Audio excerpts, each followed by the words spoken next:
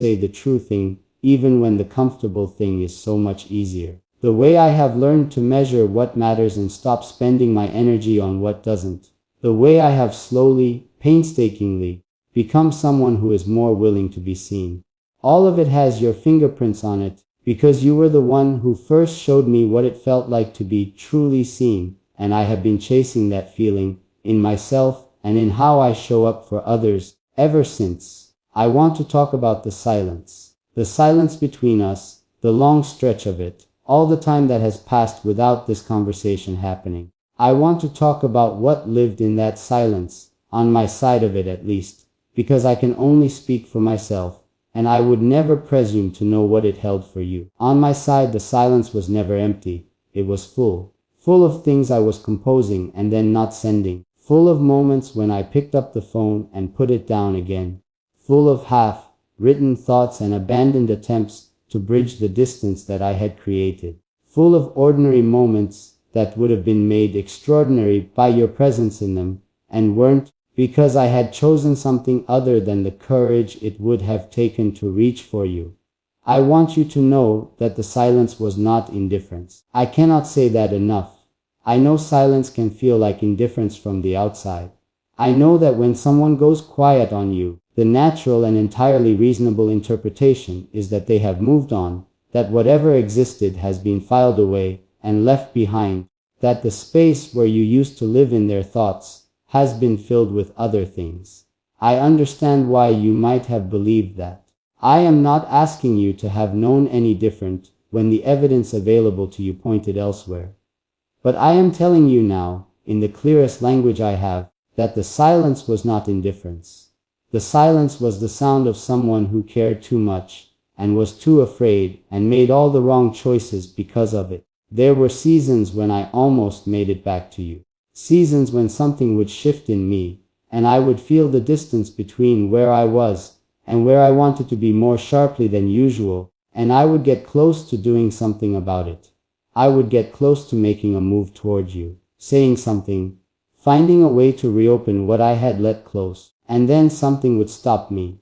Sometimes it was the old fear, the same one that got me into this in the first place. Sometimes it was uncertainty about whether it was fair to you to come back into your space after being the one who created the distance. Sometimes it was simply not knowing what I would say, how I would begin, how you offer someone an honest accounting of the time that has passed and the feelings that survived it without it sounding like too much or too late or too complicated to be worth engaging with. I don't have a perfect answer for how to do it. Clearly, given that this is how I have landed, pouring everything out in one long, imperfect, deeply human confession that is probably more than you were expecting and possibly more than you know what to do with right now. But I have decided that imperfect honesty is better than perfect silence. I have decided that you deserve to know, even if the knowing is complicated, even if it arrives in a form that is messy and overdue, and not at all how either of us might have scripted it. You deserve to have the truth. You have always deserved the truth. And I have kept it from you long enough. Here is the truth in its simplest form, stripped of everything else. I love you. I have loved you. I have loved you through the silence and the distance and the time and the choices and all of it. Not perfectly. Not in the ways that would have been most useful to you, when you might have needed to feel it most. But constantly. That has been the constant. Underneath everything else, underneath all the complicated and imperfect, and sometimes genuinely painful story of how we got from there to here, that has been the one thing that has not changed. I love you, present tense, not a memory, not a past tense warmth I look back on fondly. Something that is alive and present and moving in me right now, in this moment, as I finally let myself say what I have been carrying. And I am not saying it to put something on you. I am not saying it to create an obligation, or to reopen something you may have found a way to make peace with. I am saying it because you have always deserved to know it, and because keeping it inside any longer feels like a dishonesty I am no longer willing to live with. I am saying it because if the situations were reversed, if you were the one who had been carrying this while I went on not knowing, I would want to know. I would want to be given the truth and the choice of what to do with it. So I am giving you the same thing, the truth, and the choice. What I want, if wanting is still something I am allowed to bring into this, what I want is a chance, not a guarantee, not a promise that everything will be easy or uncomplicated, not a return to exactly what we were before, because I understand that is not possible and I am not asking for it. What I want is a chance to show you who I am now, the version of me that has lived inside the consequence of letting you go and learned things from that consequence that I could not have learned any other way, the version of me who is done performing composure and done letting fear make my most important decisions, and done waiting for a perfect moment that was never coming. The version of me who is standing here, completely undefended, telling you the truest thing he knows. I know there is risk in this, for both of us. I know that opening something back up that was closed, even if it was closed badly and for the wrong reasons, is not a simple or painless thing. I know that whatever comes next will require courage from both of us in equal measure. I am not afraid of that. I am ready for it in a way I was not ready before, and I hope, that readiness counts for something. I think it has to count for something, because it is what I have to offer, alongside everything else. My full presence, my complete honesty, my willingness to be exactly as uncertain and imperfect and human as this situation calls for, without retreating into the safety of distance and management that cost us both so much the first time. You have been so patient.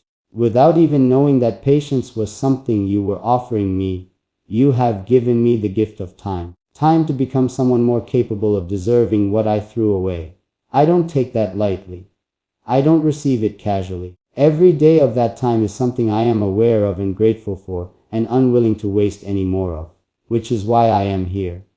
Which is why I am saying all of this now. Because I have run out of reasons to wait and run out of excuses for silence and run out of patience with a version of myself that kept choosing the easier, quieter, more protected path when the possibility of you was always worth every difficult, exposed, courageous thing it would have taken to walk toward you instead. So here I am, walking toward you, in the only way I know how, in the most honest way I have, with everything I am and everything I feel carried in my open hands, offered to you without condition, without expectation, without any of the walls I used to build so carefully between my heart and the things that had the most power to reach it.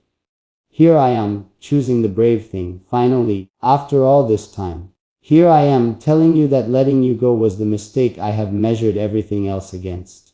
Here I am, asking you not to decide anything right now, not to feel pressure to respond in any particular way, simply let it in. That is all I am asking. Let it in, at whatever pace feels safe, in whatever way feels right for you. Let the truth of it find the place inside you where it belongs, and trust that whatever happens next, whatever you decide, whatever this becomes or doesn't become, you are not navigating it alone. You have never been navigating it alone. Even when it felt most like you were, even in the longest and quietest stretches of the silence I created, I was always there. On the other side of it, feeling everything, wanting everything, just not yet brave enough to say so. And bravery is a thing you grow into, I have learned. It is not something you either have or don't have, fixed and permanent like eye color or the sound of your laugh. It is something that develops in you slowly, through the accumulation of moments where you chose the harder, more honest, more exposed path over the comfortable and protected one. I have been growing into this bravery for a long time. Every small choice to be more honest, every moment I push past the instinct to manage and perform, and keep things safely surface level. Every time I let something real show through the composure. It was practice. It was me becoming someone capable of standing here with you, like this, with nothing hidden and nothing held back and nowhere to retreat to even if I wanted to. I don't want to retreat.